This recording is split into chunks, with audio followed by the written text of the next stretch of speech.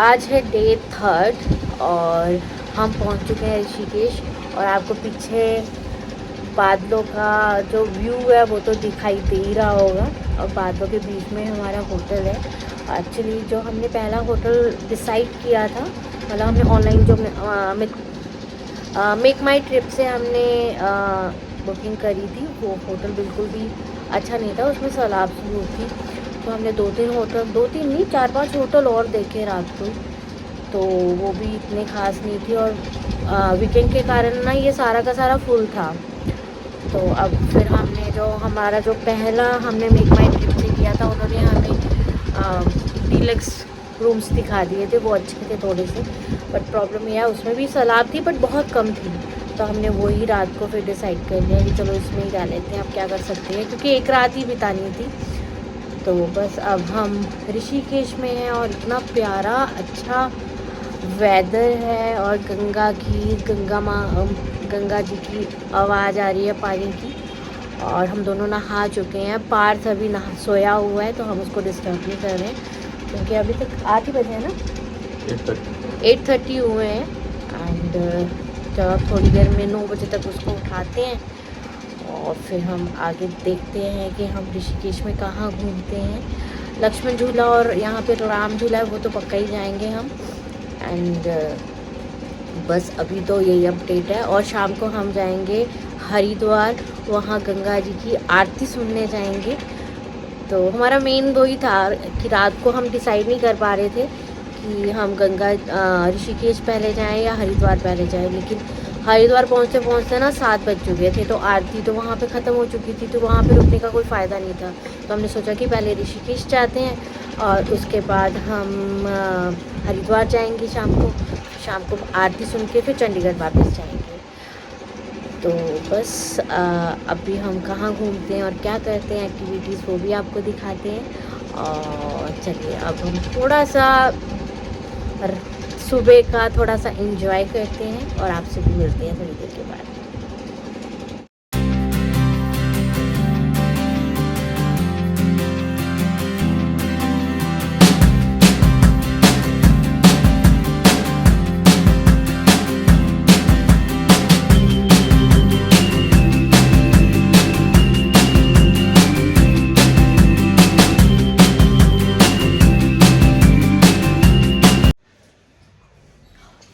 तो hi everyone, जाते जाते मैंने सोचा कि मैं आपको अपने रूम का व्यू दिखा लूँ। एंड बहुत गंदा हो रखा है अभी तो, पहले दिखाया नहीं, कब पहले ध्यान में नहीं रहा, तो अभी मैं आपको दिखा देती हूँ। तो ये कुछ ऐसे है, ये छोटू खड़ा है, ये बेड था, यहाँ पे गैलरी थी, यहाँ पे सुबह सुबह हम बैठे थे। यहाँ का सारा सूरज मामा यहाँ पहुँच गए। एंड ये वॉशरूम है, यहाँ पे पार्टीशन लगा हुआ था। बस अब होटल से हम निकल चुके हैं और घूमने निकले हैं ऋषिकेश। और इतना अच्छा मतलब कि जगह है और इतना ज़्यादा सुकून सा फील हो रहा है और बहुत ही प्यारी प्यारी ठंडी ठंडी सी हवा चल रही है, तो बहुत अच्छा लग रहा है। चलिए अब आप भी हमारे साथ ऋषिकेश घूमिए एंड एंजॉय करिए।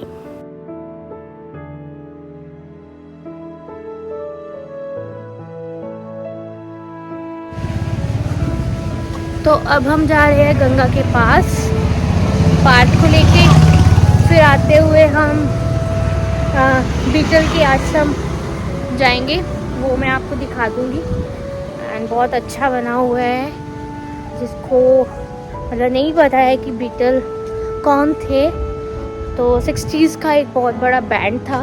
एंड काफ़ी मतलब कि काफ़ी उन्होंने अपनी लाइफ में बैंड बहुत ज़्यादा फेमस था और काफ़ी अचीवमेंट करी थी उन्होंने। उसके बाद वो इतने ज़्यादा टायर्ड हो चुके थे कि शांति कहते हैं ना, कि एक टाइम में आगे बंदा सोचता है कि यार हम शांति रहें, शांति पे से अपनी लाइफ बिताएं और पीस पीसफुल से, तो बस वो उसी शांति के लिए यहाँ पर आए थे। और उन्होंने यहाँ पर एक आश्रम बनाया था। आश्रम मतलब कि रहने आए थे और उसी के नाम से ही जाना जाता है। तो बस हम पहले गंगा घाट जाएंगे और उसके बाद हम उनके पास जाएंगे, उनके आश्रम जाएंगे। तो बस दिखाते हैं।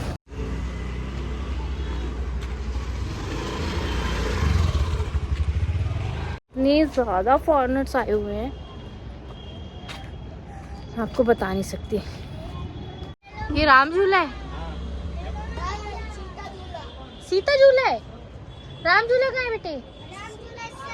अच्छा, तो ये सीता झूला है एंड बहुत बड़ा है और बहुत ही ज़्यादा अच्छा है और मतलब बहुत सुंदर है देखने में। और ये अभी बना है, मतलब बहुत पुराना नहीं है। तो और यहाँ पे हवन चल रहा है और इतनी अच्छी आवाज़, इतनी अच्छी वाइब्स है ना, मैं बता नहीं सकती आप। तो बस अब हम सीता झूला के ऊपर जा रहे हैं एंड ज़्यादा दूर नहीं जा पाएंगे क्योंकि बहुत बड़ा है और जितना हो सकता है उतना हम जाके वापस आएंगे क्योंकि आगे भी जाना है हमें। ऋषिकेश तो इतना बड़ा है कि मतलब एक दिन में तो कवर हो ही नहीं सकता है। एक दो दिन में क्या, एक दो दिन में भी कवर नहीं हो सकता है। तो बस अब पार्थ को जाना था तो ये कहता है कि मम्मा ऊपर चलो, तो हम अब ऊपर जा रहे हैं और एंजॉय कर रहे हैं।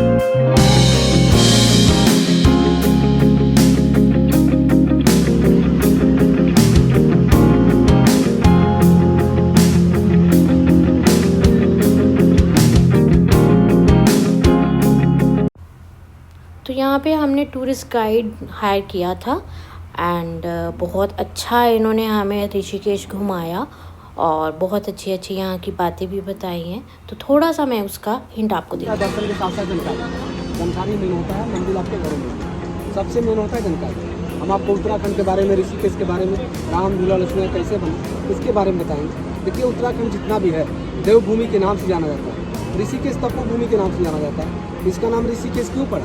क्योंकि यहाँ पर ऋषि मुनि तपस्वी ज़्यादा रहा करते थे, इसलिए ऋषिकेश के नाम से प्रसिद्ध है। राम झूला लक्ष्मण गंगा पार करने का साधन है। इसे न राम जी बनवाए न लक्ष्मण जी बनवाए, इसे यहाँ की गवर्नमेंट बनवाई है। 1924 के पहले जो लक्ष्मण झूला था वो लकड़ी का झूला था।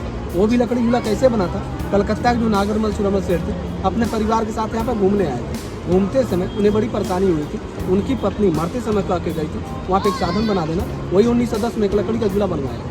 जब 1924 में बाढ़ आई तो लकड़ी का झूला बह गया। उस समय यात्रा बंद हुई, यात्री को आने में बड़ी परेशानी होती थी। तो जब ब्रिटिश सरकार था, अंग्रेजों का शासन था, उन्होंने 1930 में लकड़ी झूले को हटा दिया और लोहे के पुल से उसकी मजबूती बनाई। तब से रचना प्रसिद्ध है। और यहाँ से आधा किलोमीटर आगे राम झूला है। इस झूले का निर्माण यहाँ के स्वामी शिवानंद जी के हैं। इसका काम 1985 में चालू हुआ, 1986 में बनकर तैयार हो गया। इसकी कुल लागत 1 करोड़ 2 लाख रुपया लगी है, जिसमें से 51 लाख रुपये स्वामी शिवानंद जी दिए हैं और 51 लाख यूपी गवर्नमेंट दी। पहले यूपी गवर्नमेंट था, 2000 में इसका बंटवारा हो गया, यूपी अलग हो गया, उत्तराखंड अलग हो गया। उसको राम झूला के नाम से भी जाना जाता है और स्वामी शिवानंद झूला के नाम से भी जाना जाता है। लेकिन इसका नाम राम झूला लक्ष्मण क्यों पड़ा? जब श्री राम जी रावण कुमार के लंका से वापस आ रहे थे, उनके मन में एक भावना उत्पन्न, पश्चाताप की भावना। आप सबको पता होगा, ब्राह्मण को मारने ब्राह्मण दोष लगता है, गौ को मारने पर गौ हत्या लगती है। रावण एक ब्राह्मण था। त्रेता युग में राम जी ने रावण का वध किया था, लक्ष्मण जी ने मेघनाथ को मारा था और शत्रुघ्न लवण्यासुर को मारे थे। इसलिए रघुकुल वंशज को ब्रह्म हत्या का दोष लगा था। उन दोषों से मुक्त होने के लिए उनके चारों भाई उत्तराखंड में आके तपस्या किए थे। इस तपस्या से उन्हें ब्राह्मण दोष से मुक्ति मिली थी। इन्हीं वजह से जैसे जैसे ब्रिज बना वैसे से पब्लिक ने नाम रख दिया, बड़े झूलों को राम झूला और छोटे झूलों को लक्ष्मण झूला। तो बस यहाँ पे मेरी क्यूटी पाई एंजॉय कर रही है और इसका मन था पानी में जाने के लिए। तो बोलता मम्मा यहाँ पे स्विमिंग करें, तो मैंने बोला बेटा यहाँ स्विमिंग नहीं कर सकते हैं हम। एंड बहुत एंजॉय किया इसने और कार तो इसने ले ही ली फिर से। तो बस आगे हम, ये वो शिव जी की मूर्ति है जो जब बाढ़ आई थी गंगा में तो पूरा का पूरा डूब गए थे और इनकी सिर्फ गर्दन ही दिखाई दे रही थी। तो ये वो वाली है।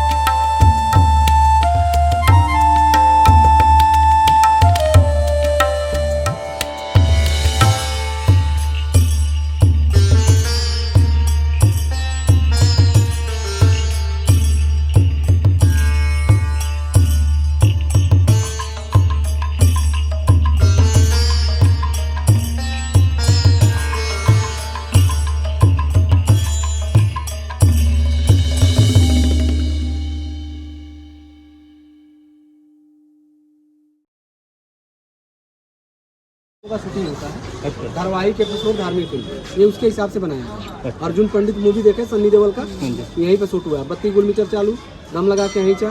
अभी 11-12 महीना पहले अमिताभ बच्चन आए थे, उसका जो हीरो ने रश्मिका मंदाना 6 दिन जहाँ गुड बाय मूवी का शूटिंग कर देंगे। तो जितने भी छोटे छोटे मंदिर हैं ये सब शूटिंग के हिसाब से बनाए गए। इसके अंदर कल्प वृक्ष का पेड़ है, मनोकामना वृक्ष, वो हम देखेंगे। ठीक है, आगे शूटिंग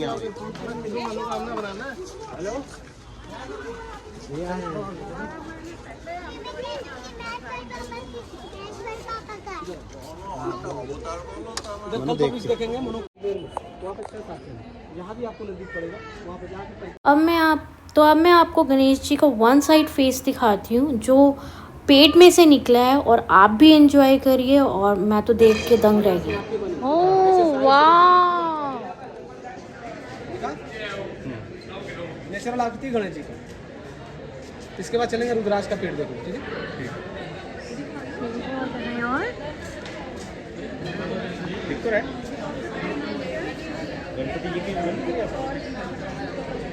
इसमें सबसे दुर्लभ होता है। हेलो, परेशान थोड़ा भी, सब दुनिया में सब परेशान है, दुनिया परेशान है। ठीक है, अभी हम जो दिखाएंगे ना वो रुद्राक्ष का पेड़ है। ये भगवान शिव के आंसू से उत्पन्न हुआ है। इसमें सबसे दुर्लभ होता है एक मुख रुद्राक्ष, जो 12 साल पे एक पेड़ पे एक बार एक ही फल आता है। इसे भगवान शिव का तीसरा नेत्र मानते हैं। लाखों करोड़ों रुपये देने पर भी उसका सेल बिक्री नहीं होता, केवल दर्शन होता है। उसका एक दर्शन अन्य हजारों मंदिरों के दर्शन के बराबर होता है। उसके एक दर्शन से जीवन में कोई भी जाने अनजाने में भूल चूक, चाहे कोई पाप चाहे कोई गलती रहता है, इसके एक दर्शन से सारे पाप खत्म हो जाते हैं। इसका दर्शन 2 जगह होता है। फर्स्ट दर्शन होता है नेपाल में पशुपतिनाथ मंदिर, वहाँ पे कराया जाता है एक मुखराज का दर्शन। और सेकेंड दर्शन होता है ऋषिकेश। ऋषिकेश में गवर्नमेंट कराती है, गवर्नमेंट संस्था है। एक मुखराज का दर्शन बर्फ का शिवलिंग, जिसको स्फटिक शिवलिंग कहते हैं, जो रामेश्वर में श्री राम जी जिस शिवलिंग की स्थापना किए थे, उस शिवलिंग का दर्शन और नवग्रहों के बारे में जानकारी। और रुद्राक्ष का संलग्न का पहचान, क्योंकि मार्केट में लोग लकड़ी, कांटे का, सीमेंट का, प्लास्टिक का बना के बेचते हैं। ऊपर से कारीगर कारीगरी कर देता है, ओम बना देगा, त्रिशूल बना देगा, शिवलिंग बना देगा, अंदर का इसके बारे में कोई नहीं जानता। इन सब की जानकारियाँ गवर्नमेंट संस्था फ्री मिलती है। रुद्राक्ष 2 तरह का होता है, एक होता है रुद्राक्ष, दूसरा होता है भद्राक्ष। दोनों ओरिजिनल है, दोनों में अंतर क्या है? ओरिजिनल रुद्राक्ष के बोलते हैं जो पेड़ पर से पक के निकलता है, उसे गवर्नमेंट लेबोरेटरी टेस्ट करके अपने संस्था में रखती है। भद्राक्ष से बोलते हैं पेड़ पर लाखों फल होते हैं, कुछ फल होता है हवा धूप गर्मी से कच्चे पकने से नीचे आ जाते हैं, इससे भद्राक्ष बोलते हैं। उसे गवर्नमेंट फुटपाथ वालों को फ्री में दे देती है, जो कम दाम कम रेट कम पैसे में बेचते हैं। 10 रुपया 20 रुपया 50 रुपया 100 रुपया 150 200 रुपया करके बेचते हैं, लेकिन उसका कोई महत्व नहीं होता। कच्चा फल होता है, साल 2 साल 3 साल रखने के बाद धीरे टूट के बिखर जाता है, खराब हो जाता है। उसके अंदर कोई पावर कोई एनर्जी नहीं होता। इस पट्टी उसे बोलते हैं। हिमालय पे 12,000 15,000 फीट तक बर्फ गिरता है। ऊपर का जो बर्फ होता है हवा धूप गर्मी से पिघल के नदी में आ जाता है। नीचे का जो बर्फ होता है कई हजार फीट नीचे दब जाते हैं, सैकड़ों साल लग जाता है। हवा धूप गर्मी न मिलने से अमोनिया सक्रिय करके जम के पत्थर हो जाता है। तो अब हम आ गए हैं लाइब्रेरी में रुद्राक्ष देखने के लिए। और रुद्राक्ष अगर अच्छा लगा तो ले भी लेंगे। और सबसे पहले हम भोलेनाथ जी का माथा टेकते हैं एंड रुद्राक्ष दर्शन करते हैं। और ये एक मुखी रुद्राक्ष है। और इसके साथ ही मैं वीडियो को एंड करती हूँ। Thank you so much for watching my video. और बहुत ही जल्दी हम मिलते हैं हरिद्वार की वीडियो।